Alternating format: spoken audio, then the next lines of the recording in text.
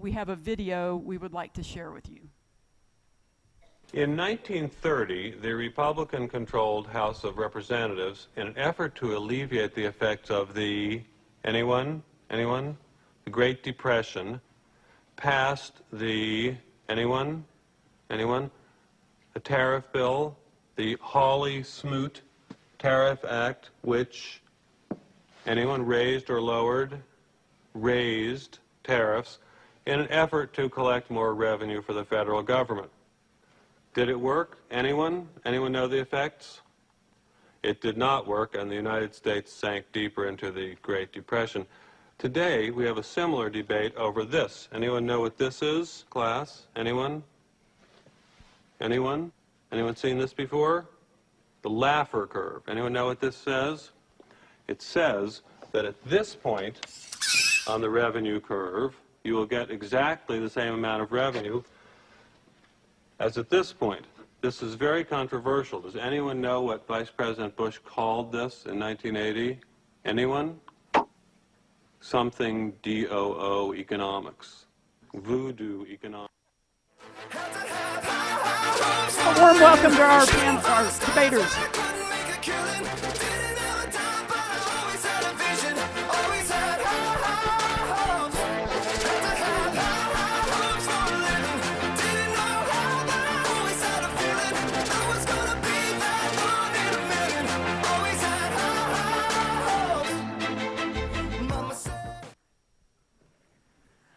Well, you guys are in for a real treat. I'm so excited to host this debate because I think, especially covering higher ed, it's pretty rare right now to actually have an ideological debate about these things.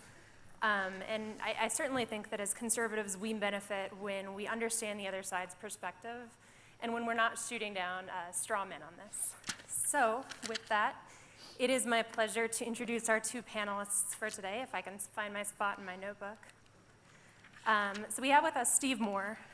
He is a trusted advisor to President Trump at the Heritage Foundation, former colleague at the Wall Street Journal editorial page. And we have Bhaskar Sunkara, editor of the Jacobin, and the author of a book on socialism. And I'm not finding my notes, so you're going to have to tell me what the title is. The Socialist Manifesto. Excellent. So the format for today, we're going to have them each make opening statements and then do a rebuttal to each other. I'm going to ask a couple questions. We're going to take questions from you in the audience. So as you're listening, write down what you want to have answered, pass it up to me. We'll get some of those in, and then we'll do a closing statement. So without further ado, let's have Steve Moore kick it off. Well, thank you, Jillian. And by the way, Jillian just got back from, you were in Hong Kong, right? I was. You know, my first proposal is how about we give the Nobel Peace Prize to those freedom fighters in Hong Kong? Wouldn't that be an awesome thing? Second of all, I just want to do a shout out to Jennifer and Rick. I mean, awesome conference again. I was here for the ground. When was that? About how many years has this been? 50. Yeah. So it's amazing how this is. Don't they put out an amazing conference? So let's give them a great hand. And thank you for bringing me out. I think I've done this 4 or 5 times. I've always had a great time, and it's nice to look out. And who knew there were so many deplorable people here in Colorado? So, all right, so let's see. What am I going to say? I'm distressed by the fact that in the land of the free, the United States, the greatest country on earth, that latest polls show that over half of college graduates today view socialism as superior to free enterprise capitalism. And that is distressing for a lot of reasons, right? I mean, one of which is it tells you a lot about the very, very sad state of our education system, right? The fact that, we spend $200,000, $300,000 to educate our kids, and it's a huge, public investment in educating kids. And they come out with this dingbat idea that socialism is superior to capitalism. I was fortunate enough to be friends with Milton Friedman, maybe the greatest economist of the last 100 years, probably. And Milton used to say that, what is the enduring lesson of the last century?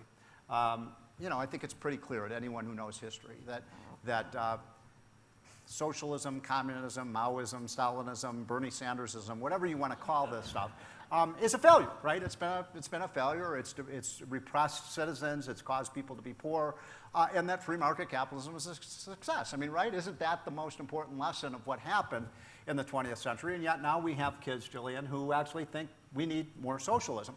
And so we need to do something. And by the way, I would say I think most people in this room are conservative. And by the way, thank you for coming to a group that might not necessarily agree with all of your ideas. But we have got to take back our schools. If we allow the left to run our schools, we're going to get kids who don't understand the way the world works. Quickly, my point would be, I don't have a clicker, but I just brought a few slides, and Jillian, tell me when my 8 minutes is up, and I'll stop. But we'll actually do 8 minutes and 30 seconds. We'll give you a buffer zone. How much do I have left? 8 minutes and 30 I've already seconds. used 8 minutes? Okay, I'll just show two things You're and at then I'll stop. 2.5. But I don't have a clicker, so can you?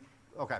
So, first of all, we've done a lot of research at Heritage and when I was at Cato, and it shows pretty clearly there's a linear relationship, near linear relationship between the more free you are as a country, and by economic freedom we mean, I think you all know what economic freedom is. It's lower tax rates, it's less government spending, it's less regulation, it's property rights, it's the rule of contract and sound money, privatization. And you can see that, what you're looking at here is these charts that show, lo and behold, what this is showing is actually a positive thing, which is that the world has become more free over the last, 15, 20 years, and that's a good thing. And as freedom has emerged, you've seen a big reduction in global poverty. And I would make the case the single greatest achievement maybe in human history is what's happened in the last 25 years in terms of, through free market capitalism or at least the movement towards free market capitalism in places like India and China, we've moved 1 billion people out of abject poverty. That's a great improvement in such a short time. The next chart just shows, that economic freedom is associated with not just with more economic, better economic performance, but free countries have better environmental improvement. Countries that are rich spend more on protecting the environment. The next one just shows you that, can you show the next chart? That social progress, things like health and other, other dynamics that not just economic, but social progress, education and things of that nature, infant mortality are highly associated with economic freedom. The next chart just shows you that, not only are countries that are free richer, a lot richer, they have higher life expectancy, better health outcomes. So social progress and economic progress are highly associated with economic freedom. And finally, and I'll just end with this, let's just talk about the states. This is, I think, one of our most powerful arguments for free enterprise, lower taxes, less regulation is what's happening. I mean, you've heard me talk about this before. The big story of what's happening in America today is the high tax, more socialistic blue states are just getting clobbered by the red states. And you can see this in terms of just the 4 biggest states in the country, Texas and Florida, which have no income tax and have right to work laws and less regulation, are literally stealing the assets of the red states like California and New York, which are losing their people. So I would stop by simply saying I think that the evidence is pretty crystal clear that free enterprise is the solution to our problems, and we need to really think about how we can persuade voters that this is the right solution. All right, great. You clocked in at 5 minutes and 30 seconds. I Maybe did? I'll give you some bonus time later. You can use my extra time then.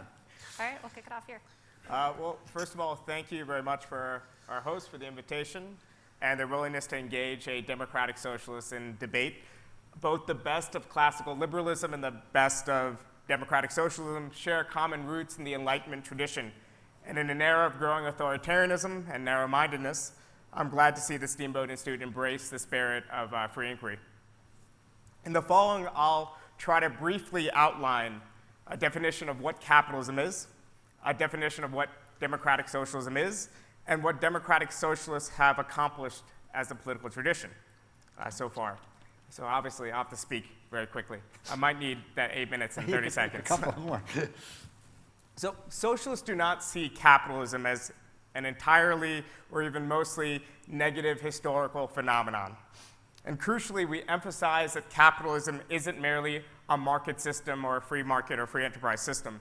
We've been using markets for millennia, and I believe they would serve an important, a crucial role in a future democratic social system as well. So what is capitalism and what are its origins? Simply, capitalism is a society characterized by wage labor and market dependence. I say that in a pejorative way. You don't necessarily have to think so, but that's the definition I'll be operating from. Before capitalism, feudalism was a dominant system across much of the world.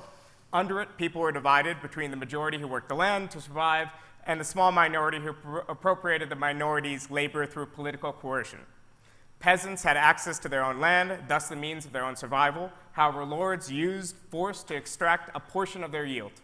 This system didn't encourage innovation for the very obvious reason that peasants knew if they produced more for exchange, much of it would go to their lords.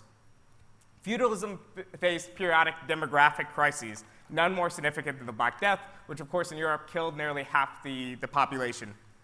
As soon as the continent recovered, it was plunged into warfare and revolt. The end result of this warfare and revolt was that the ruling class reasserted its control in Eastern Europe, where peasants had their autonomy stripped even further through an extreme system of feudalism called serfdom, which bounded them to estates and criminalized flights. In France, by contrast, the peasants managed to secure de facto ownership of their lands, gave less of their yields to the lords. These weaker lords increasingly became functionaries of a centralized absolute states. A middle ground prevailed in England. Peasants stopped their ruling class from extracting a greater surplus from them through brute force, but they failed to win legal land rights.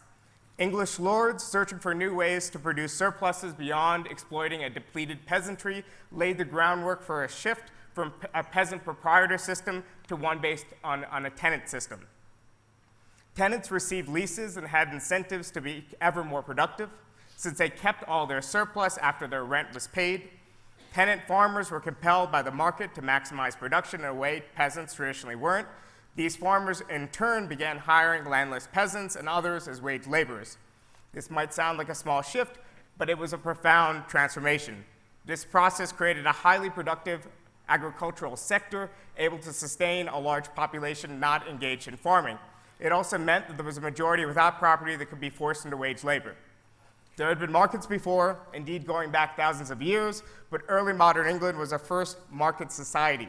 It was the origin of capitalism.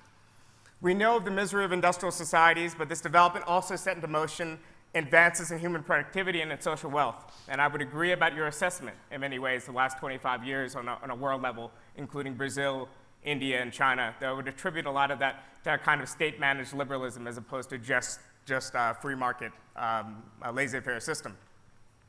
Now, democratic socialists don't want a year-zero break with the present.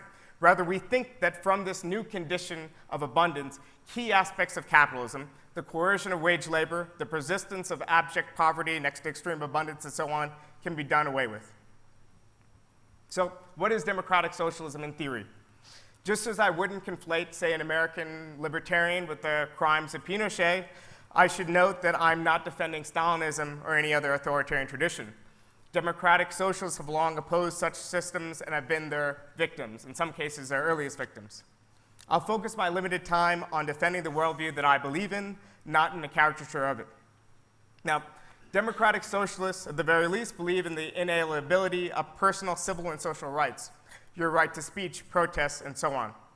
The goal of socialism isn't thus to reject liberalism completely, but rather to ask deeper questions. For example, if freedom of press is a good thing, but we lived in a society without adequate public education to guarantee literacy, for instance, the right to freedom of press would be a right in name only. Thus, our opposition to capitalist democracy isn't due to the democratic rights it extends, but rather the ones it limits. Democratic socialists, in other words, believe profoundly in the importance of the individual and the idea that our individuality can only be developed in society embodying the values of liberty, equality, and fraternity. This would mean, at the very least, a society able to socially provide the bare necessities of life, food, housing, education, healthcare, and so on, to allow individual flourishing.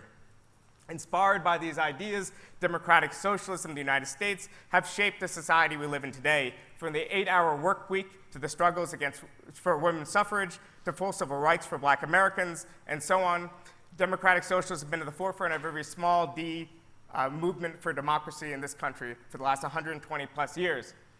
God rested on the 7th day. If you get the 6th day off, That's a product of a democratic, socialist-inspired and led labor movement.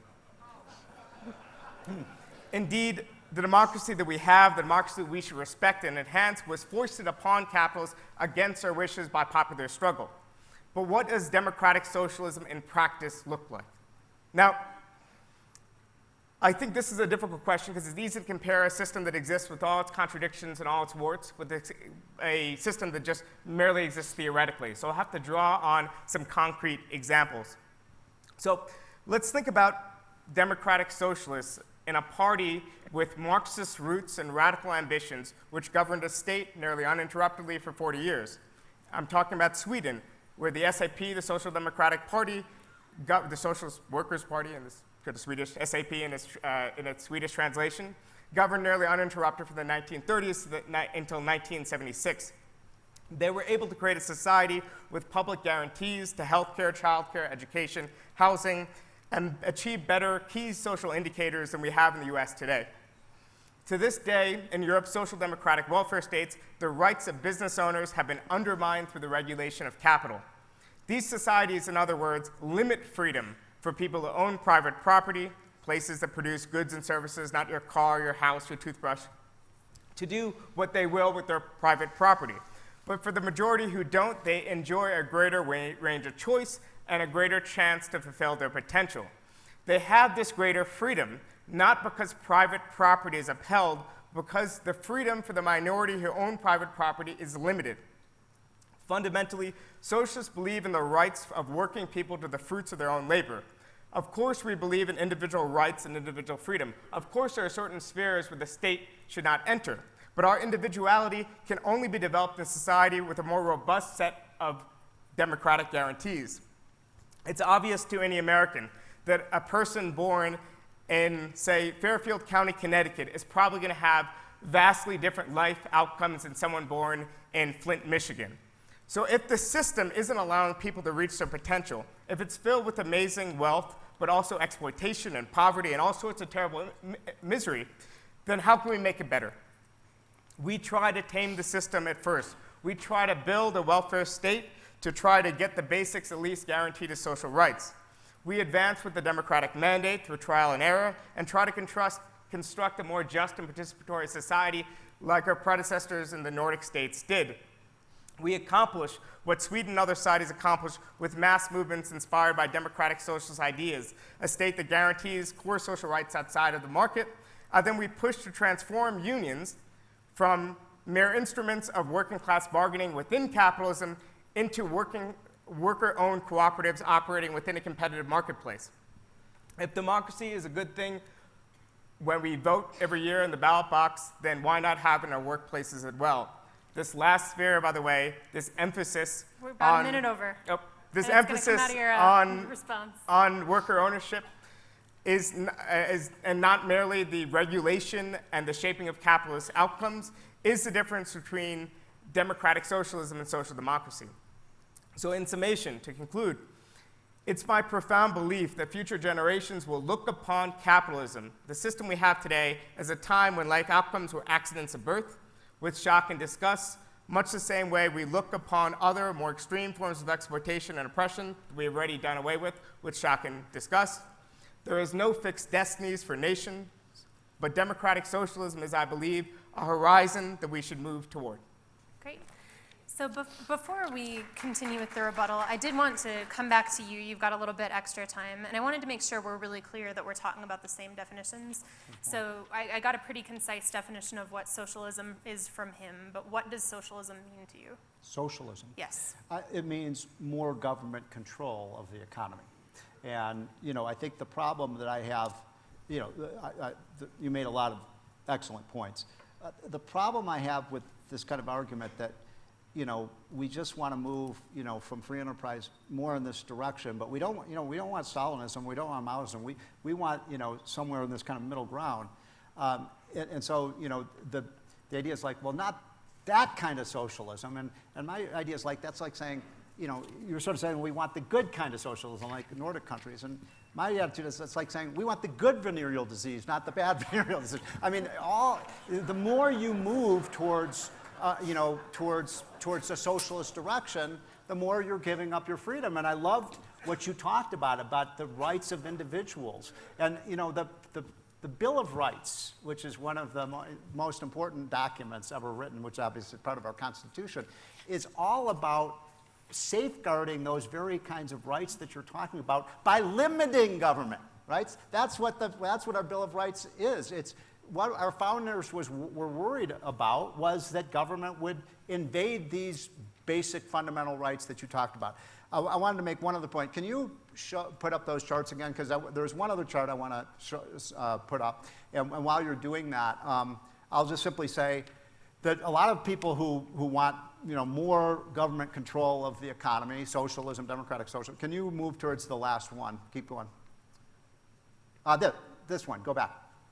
So, people say, you mentioned education, you mentioned healthcare. Obviously, we want people to have the highest quality of healthcare possible. And I actually believe in this rich country that we have, Jillian, we can afford to provide everyone who's a citizen, very high quality healthcare. I think we should assure that people have that. And you mentioned education, absolutely. And part of having a democratic capitalist system is you need a well-informed electorate that can make good decisions.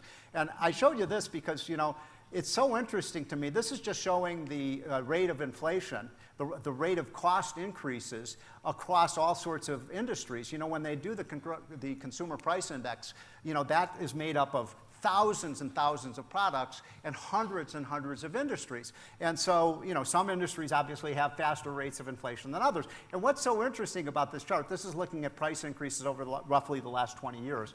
And you can see the things that are traded in the free enterprise system.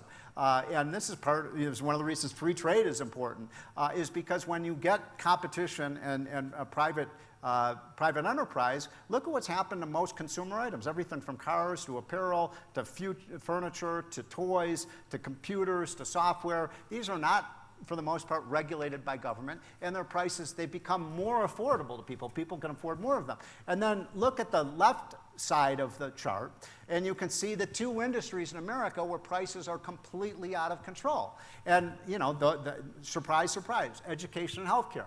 Now, my question to you all is, what do those two industries have in common? Government, right? These are the two, you mentioned public education, and I asked my liberal friends, why do we have the government play such a big role in healthcare and education? And you know what they say? To make it more affordable. They're doing a great job of it, right? I mean, the two industries where we have runaway costs are the ones that have become the least affordable. And I would say that, I'll just close by saying this, Jillian, then turn it back over.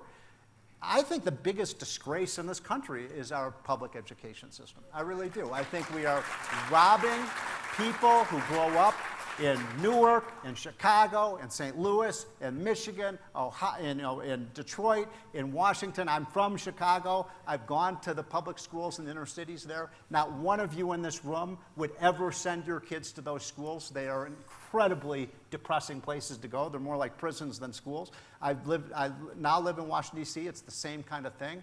Why do we tolerate that? We should give every single American child a voucher to go to any school they want to.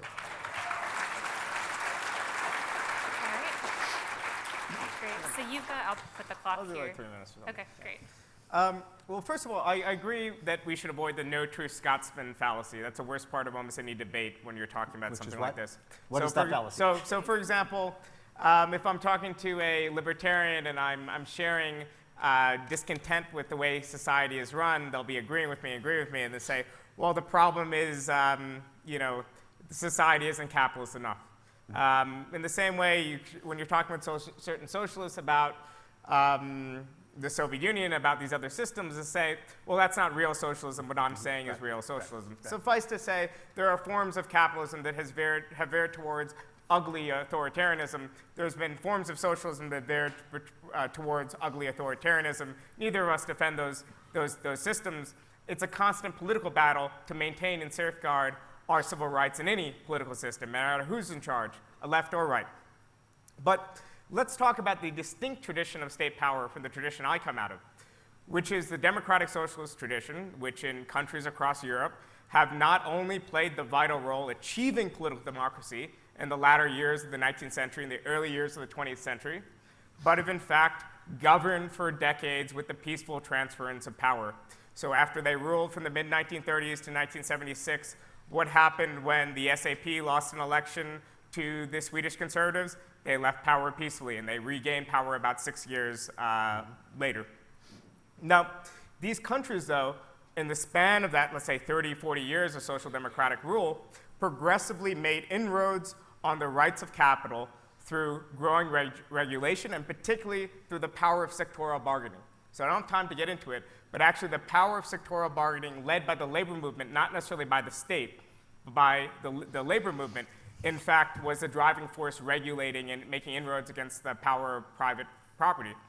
Individual rights were not trampled.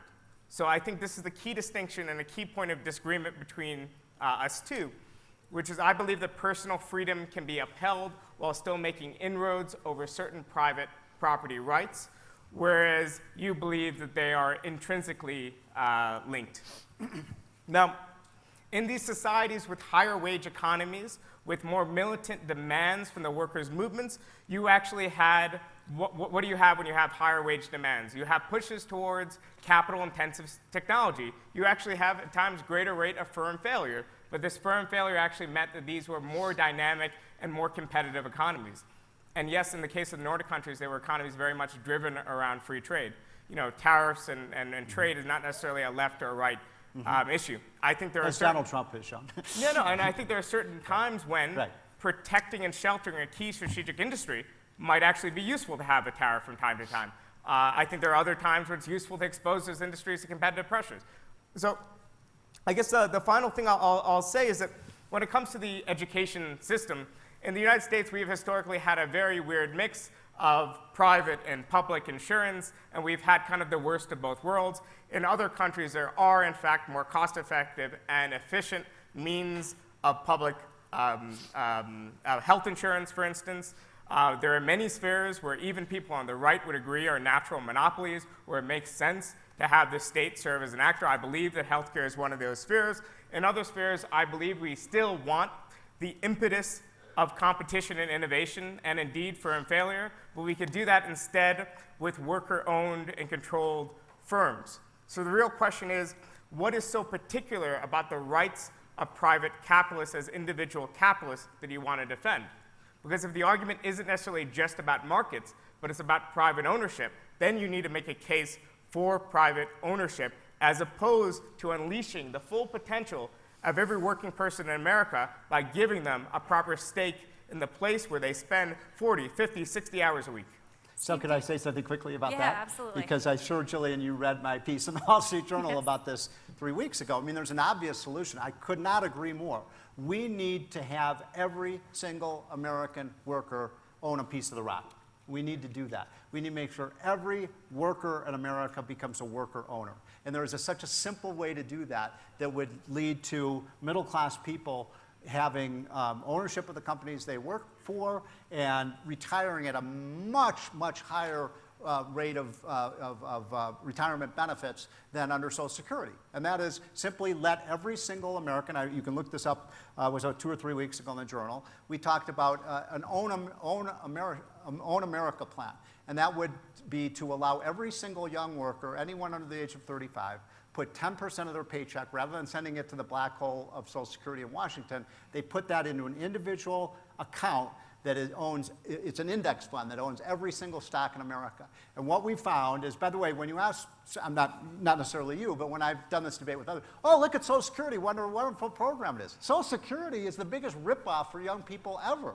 We found that the average young person, I think you'll probably subscribe to this idea because you talked about worker capitalism. That would mean every single American would own companies. They would own, GE, they would own FedEx, they would own Google, they would own Apple. And we found, by the way, that the average middle-class American would retire with more than $1 million in their account because of the power of compound interest of putting money into this account for 40 years.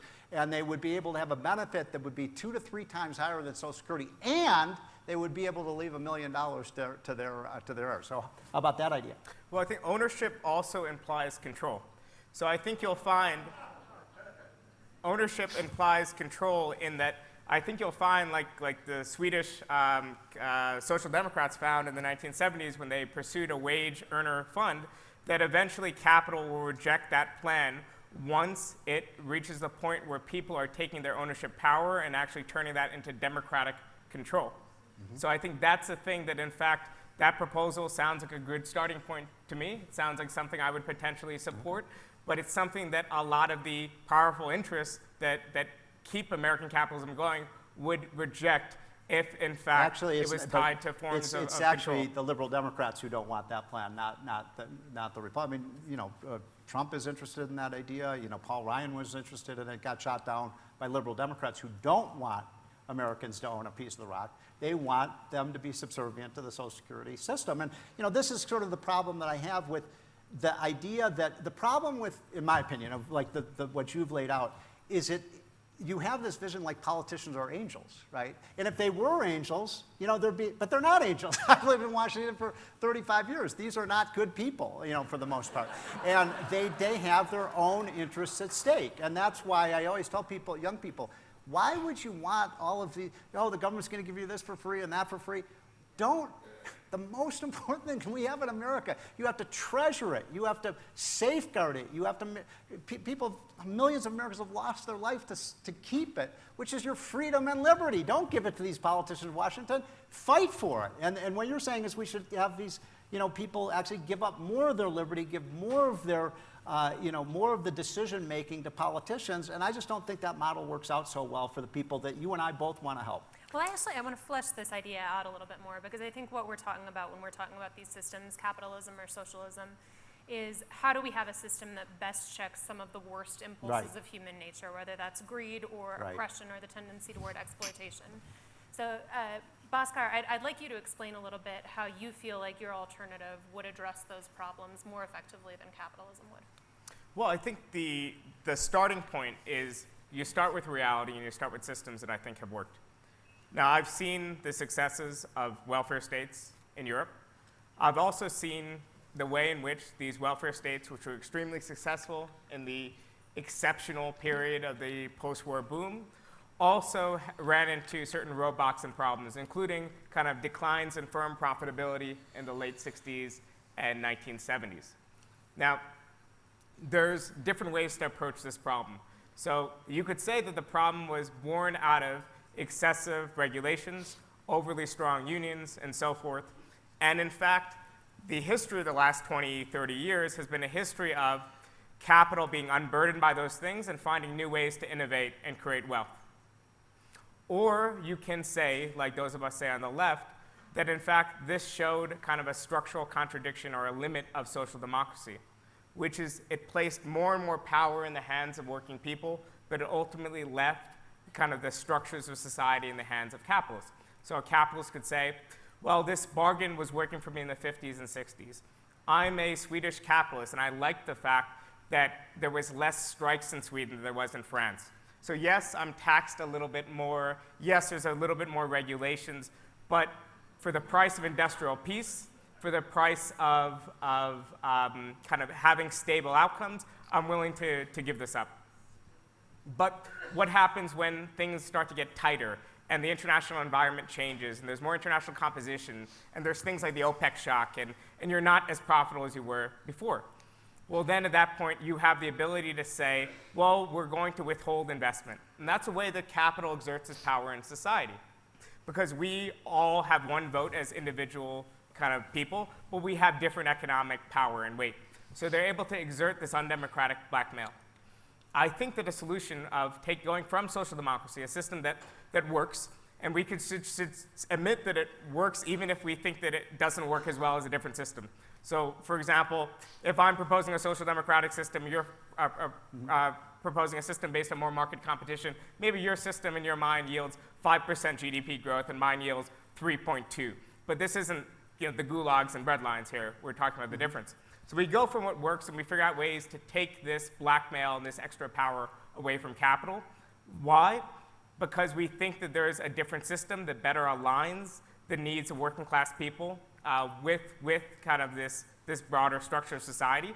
And because we think that at a moral and ethical level, that wage labor, the condition of being forced to work with someone, is in fact a contract signed under duress, and in fact is a form of exploitation we find unacceptable. And that's merely a moral and ethical distinction.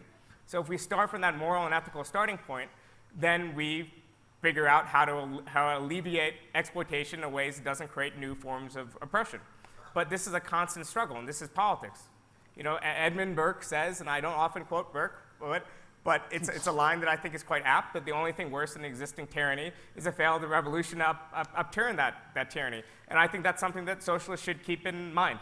But we have had decades of experience tinkering and experience in state power that hasn't yielded these kind of disastrous outcomes, and at worst have yielded, let's say, the slow-moving disaster of 5% versus 3.2% GDP growth. Now, I wanted to ask you to, so when I'm talking to my friends on the far left, one of their big critiques is they feel that the capitalist system in the United States is rigged against them, that it's not really a free market, that it's big businesses exercising their political power, hiring expensive lobbyists and lawyers, using a licensing regime to block people out of business. So what would you do to reform that? Is that even possible within our current system, or is it too far gone? Well, we don't have free market capitalism in America. I mean, we probably have more free market capitalism than most countries, and it's the reason everybody in the world wants to come here, even people from, from the Nordic countries. But the fact is that, there are, I mean, you make a good point, that what tends to happen is when corporations get a lot of power, you know this, you write about Jillian, what is the first thing they do? They run to Washington for protection. This is why, we want to divorce politics from business. I mean, I think you make some very good points about the power of some of these big companies, but the best way of regulating that power, in my opinion, is through competition. Letting people compete with these big powers, and oftentimes you knock them off their perch, and that's a good thing. And I think that I've seen Washington. I've seen this so many times. I've been in the swamp for 35 years. Business, you get an alliance between big government and big business that is extremely unhealthy and is not free market capitalism. So I'm for competition, I'm for small businesses, I'm for a lot of things you're saying that you're for. I just think the way to do it is to let people be free and not to run the government to make these decisions for us. So I'm going to have you guys start passing up your questions, but while we do that, I have one more question for you. I'm actually about halfway through your book. Really enjoying it, but I thought one of the most interesting statements you said was the equation of socialism with Stalinism, a common rhetorical tactic among centrists and conservatives, is wrong, and not only outside of Russia. And I did want to give you a chance to address that, because I think it's difficult historically to dissect or to draw a distinction between socialism and the places where it's gone horribly awry, not just Russia, but when we're talking about China, when we're talking about some of the places in Latin America where it's gone really poorly. So can you explain for me what's gone wrong with the socialist project in those places and how that differs from what you're proposing? Well, I think fundamentally a lot of the failures that you saw, let's say in the Soviet Union, resulted from a few sources. One was the initial extreme underdevelopment of Russia, a country ravaged by World War, Civil War, and just generally at a very low level of development. And it was compounded by a shift towards forced collectivization, which was based on kind of misunderstandings of agriculture, and also on a very kind of inept form of central planning. This, combined with the lack of an existing free civil society, the lack of existing political democratic freedoms, led to a country where you could say that during the first 20, 30 years of the Soviet Union, you had extreme political repression, but there was a degree of catch-up. But then eventually you had a system which was, as some people put it, kind of all kind of thumbs and no fingers. So it was able and actually capable of doing certain things like mass vaccinations or certain kind of rote processes like that, but are unable to kind of innovate and stay competitive. And of course, the fact that there was shortages that were then kind of forced to go through a political bureaucracy meant that certain decisions were kind of politicized, and which furthered kind of enhancing the rule of essentially bureaucracy. So whereas what I object to in capitalism is the unaccountable rule of private capitalists, in the Soviet Union what you had was the unaccountable rule of bureaucrats. I think in other places... What do you mean by unaccountable? Like a company... Are you saying a company is unaccountable? What is it? In a capitalist system, you said unaccountable. So let's say if I'm working for you, if I'm the average worker in the United States, I don't have a union. I don't have access to, I have very limited access compared to other countries. So we're talking about freedom. If you're also for expanding freedom for private enterprise, you should be for expanding freedom for workers to join unions as easily as they can in other countries. In the United States, we even have the outlawing of the solidarity strike, which means if I'm a worker at a hotel down the street and this hotel's on strike, I can't go on strike just for solidarity, all sorts of other things like that. So I think I'm primarily talking about at the point of production, the way in which most of our workplaces are run. I think we can have a system in which we still have a division of labor, we still have set tasks and differential wages even, but where average workers can elect their management to terms, in which we could subject more decision-making to collective processes. So just like in the Soviet Union or China, when there's a famine, when there's something like that, without a free civil society, news of the famine cannot spread, right? What happens in Wells Fargo's and these other big companies when there's malfeasances and disasters that almost imploded our whole economy 12 years ago?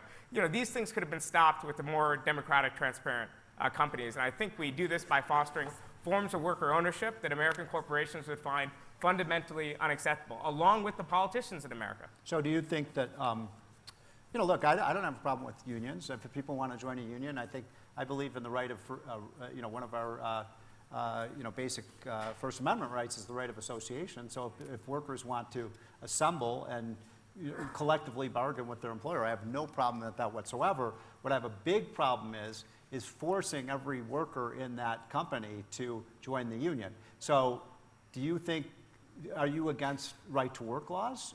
Because what we are finding, when I showed you the blue states for the red states, the states with forced unionism are only creating about half as many jobs as the states that don't have forced unionism. In the context of the United States today, right to work laws serve to undermine and enfeeble a labor movement that's already been under assault by capital. But I would say that in other countries, in most countries of the world, which have much larger and more powerful labor movements, there's, in fact, certain things that exist in U.S. labor doesn't really exist in other countries, like, for example, automatic dues deductions and things like that. And in other countries, you can, in fact, be covered by a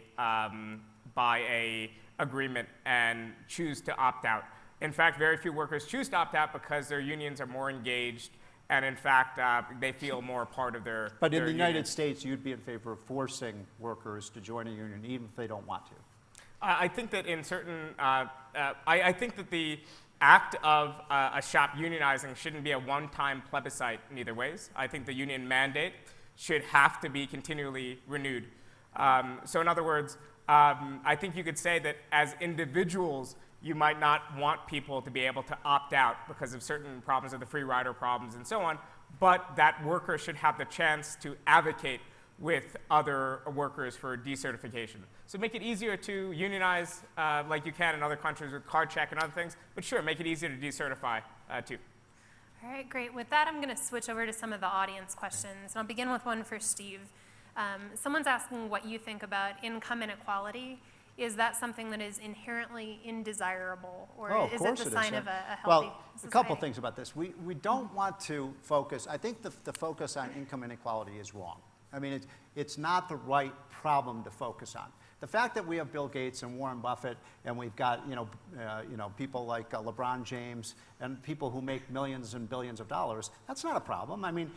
Bill Gates and Steve Jobs and Fred Smith at FedEx, they've built great companies. They achieved the American dream. What's wrong with that? They've employed tens, hundreds of thousands of people. Bernie Marcus, people like that are awesome, and they just they give back to their communities. Their being rich does not make you and I poor.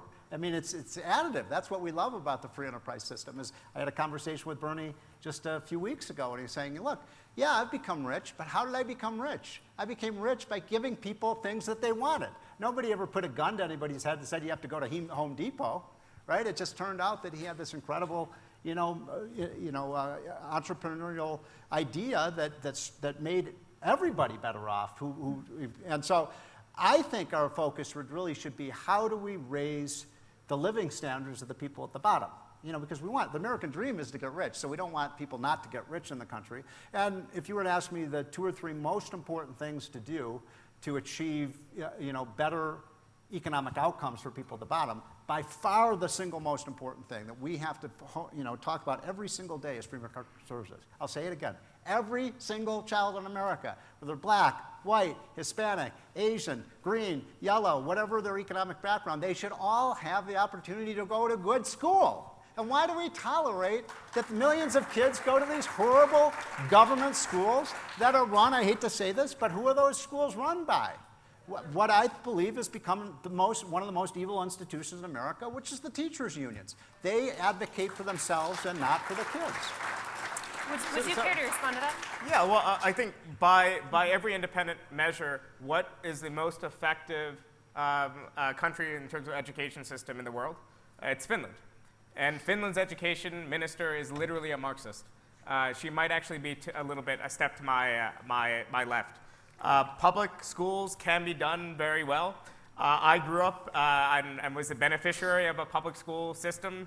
Mm-hmm. It was regressively funded by property taxes, but it was a system that functioned quite well. There are millions of Americans who have access to very good public schools. There are other Americans who don't. I think part of the reasons why certain schools are underperforming has to do with the wider context of poverty and neglect that people are growing up in. It's very difficult to perform well in schools if you're going to school hungry. I think the problem with our schools is, in fact, we need a more consistent system of federal funding and federal standards for our schools, and not this retreat to voucherization, which potentially is just the retreat into really small systems of petty fiefdoms and hierarchies where certain people have access to better goods than others. I think education is one thing that should be universal and should be equal. Oh, I think it should be universal. I just think it's not fair that, you know, I got to go to a great high school and these low-income blacks and minorities go to these crappy high schools that are horrible. And by the way, it's not, look, some of it is clearly their family backgrounds and stuff, no question about that. You know, kids that grow up in fatherless homes, we know they have severe disadvantages, which is, by the way, the welfare state is probably the other reason we have so much severe poverty in America. It has created poverty, it hasn't alleviated poverty.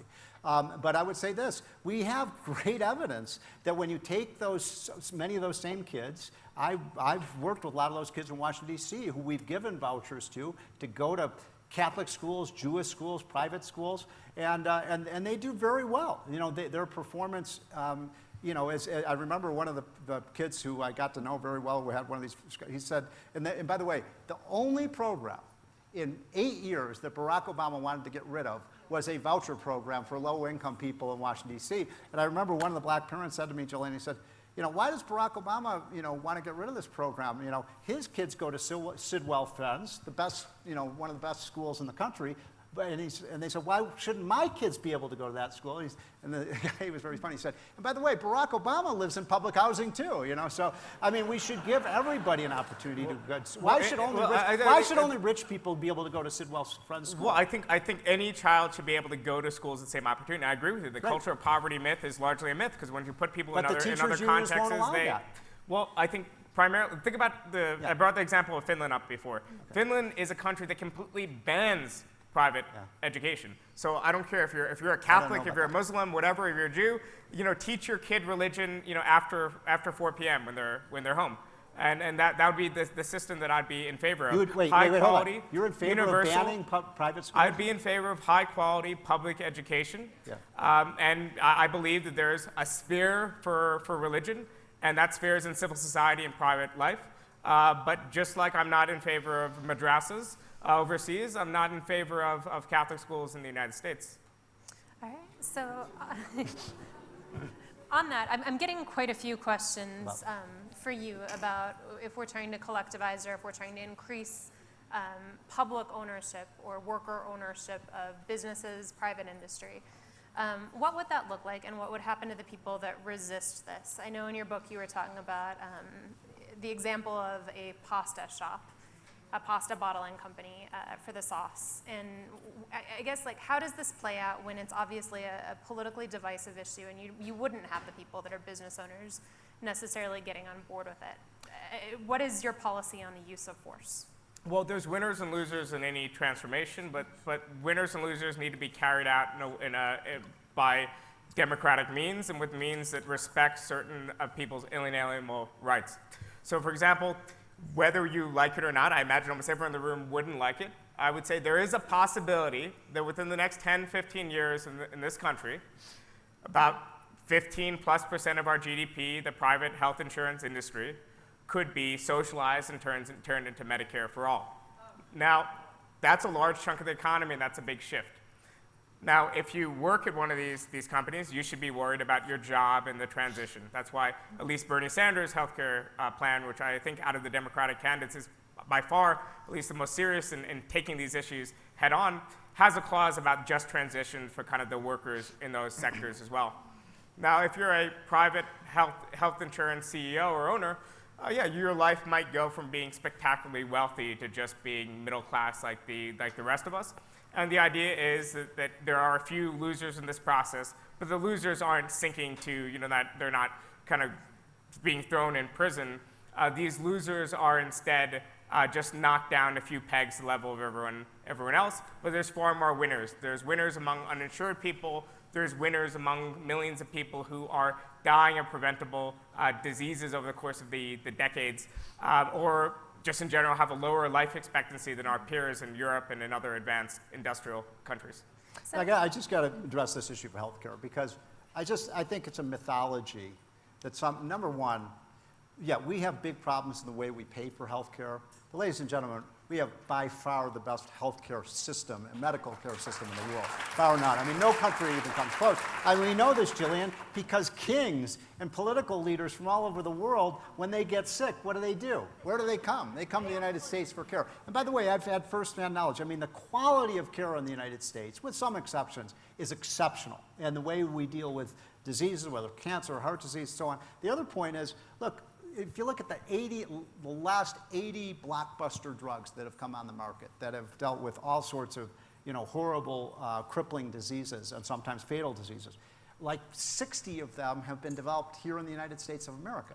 Now, how is it that these other socialist countries have low costs? And the answer to that is very simple. They free ride. They free ride on our system. So if we went to a socialized system, the problem is who's going to develop the next generation of, the drugs and vaccines to deal with, MS, Lou Gehrig's disease, Alzheimer's, all these things. You're going to, and I just think there's, even on Medicare, yeah, Medicare costs are lower, and you guys at the Journal have done some great editorials on this. It is true Medicare costs are lower per patient than people in the private system. You know why? Because there's a cost shift. Medicare shifts the costs onto the private insurance market. Now that means, so you're not going to save money by putting everybody in the Medicare system, right? Because now, who are you going to shift the extra costs to? The costs are going to go up, not down. Yes, we have a lot of problems with our healthcare system, and it is true, that our healthcare costs are rising at a dramatic level, but I would say it's because of too much government, not too little. So one last question before we wrap this up. Yeah. I'm going to ask it to you, and then I'm going to ask a different variation of the question to Yeah. you. But when I read on the left, there seems to be, especially within people that have an affinity toward Marxism, a divide. People who think that it's purely about economic disparity, and then people who think it's about gender and race and many of these other ways that it plays out in the system. What is your opinion about that? Where do you stand on that debate? And what is your solution to greater equity? Well, obviously, as a socialist, I oppose oppressions of all type. I think it's very obvious, though, that if you're talking about, let's say, the conditions of let's say, Black Americans in this country, and you're talking about giving these people more economic power, more rights, you're talking about redistributing power from large corporations, from others, redistributing wealth and through various programs, and that involves class.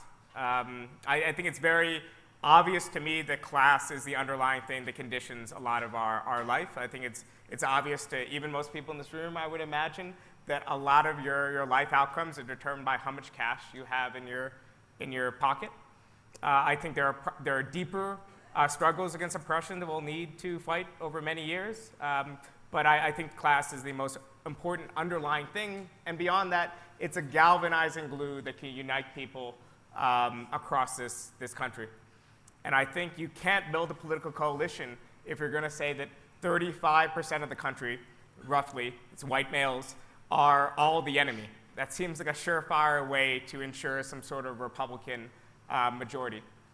There's a quote from Bell Hooks, and it goes something like, of course, you say you want women to be equal to men, but men aren't equal to men. And I think the democratic socialist ideal is a society in which we all band together and unite and move forward, and not just argue over who has it worse or better off. And I think that's the kind of majoritarian politics that's represented by Bernie Sanders and by others who could actually win a majority in this country and not just further kind of divide up the electoral map. And I guess my variation on that question to you would be, for better or for worse, the discussion on the left right now is about inequity, and specifically about how inequity affects people from different racial or gender groups. So what is the capitalist answer to that problem? How do you defend it, and how do you bring people back on board on the right? Well, as I said, I mean, the government has, my friend Walter Williams, who's, written a great book about the state, it's called The State Against Blacks, and he anybody you want a great answer to your question, they should read that book. That all sorts of government, policies, where did slavery come from? Slavery wasn't a private sector. Slavery came from government. Where did the Jim Crow laws come from? They come from government. As Walter Williams would say, that probably the single worst thing that ever happened to the black family, he would say, the black family survived slavery, Jim Crow laws, all sorts of discrimination laws. The one thing the black family could not survive was the welfare state. And the welfare state has probably been the single biggest detriment to black advancement in this country. And you just don't want to replace fathers with the state, and that's what we did. I'll just say one last point. And by the way, this has been a great debate, and I really appreciate your comments. I learned a lot from them. He did a great job, didn't he? I mean, that was really good. Which is that, there's an old saying. I wrote a book about 10 years ago called It's Getting Better All the Time. And it's just basically the history of the last 100 years. And what you find, and just if you want to get that book, it's just a picture book. You can look at the statistics. I mean, what's happened in terms of health, environmental improvement, not just economic advance for people at the top, Jillian, but the big story of the last 100 years has been the economic advancement of people at the bottom. There's an old saying, if you have to be poor, the United States is a pretty good place to be poor. The average person who's poor in the United States has a living standard that's significantly higher than the average living standard of middle-class people in most countries. And yes, we have to do a much better job of dealing with the people least among us. And I think that's something you and I share. But I just think freedom and free market capitalism are the way to do it. And one of the things that strikes me when I give talks on college campuses and I try to persuade people about the benefits of free market capitalism, some of the kids agree with it and some don't. But what's so striking is how many of the kids who come up to me after I'm done speaking, you may have had the same experience, and they say they don't, and these, these are the immigrants who came into this country from other countries. And they say, I don't understand my colleagues. Why do they want to socialize medicine, socialize this? Why do they want socialized education? All these, they say, I came to this country to get away from those policies. So let's not chase the losers. Let's do it the right way. All right, we've got about 2 minutes left, but I'd love to give you the chance to give your closing thoughts on all of this. Yeah, I guess one interesting thing about sometimes these debates that I have on the right, and I do appreciate the debate, and I appreciate the invitation, is that that often people with more libertarian inclinations are kind of the opinion that they've been losers in this kind of battle, that the U.S. has a large welfare state, that it has all these onerous regulations and things like that, and the last kind of decades since the New Deal at least have been a tale of kind of free market enterprise running against the barriers of this welfare state. For those of us on the left, particularly the socialist left, we think about the last 100+ years of American history as a history of an underdeveloped welfare state, which isn't universal, which actually has lots of inefficiencies in part because we means test and do other things we don't do in other countries. We think about the fact that instead of having one party rooted in the labor movement or working class like they do in other countries, and another party rooted in kind of industrialists or a Christian Democratic Party and so on, we have what some socialists have called kind of the most enthusiastic capitalist party on the planet and the second most enthusiastic capitalist party on the planet. So I mean, I think that's one interesting thing. For me, the solution to a lot of our problems, but not all our problems as a society, involves guaranteeing a bedrock of social rights, which can be done efficiently through the use of a universal state that is still governed by certain norms and rules and so on. This wouldn't be a guaranteed outcome of either efficiency or a better life for people, but I think it could be a starting point. Now, beyond that, past the sphere of the commanding heights of the economy, certain things which I think government can do well, there's other sectors in which we actually want more competition, where we need things like firm failure to keep us going. The question is twofold. One is, what should the price of this failure be? If you're a worker at a firm that is moving into a new sector and you fail and your innovation fails, then what should happen to you?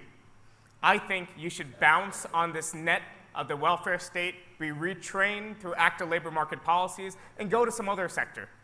I think this is in many ways why the systems that you saw in Nordic countries and elsewhere were more effective and efficient, even from the standpoint of economic efficiency in the 60s and 70s, because it allowed for this firm failure and innovation. And part of the pressure pushing us in this direction was strong unions, near universal unionization, and high wage demands.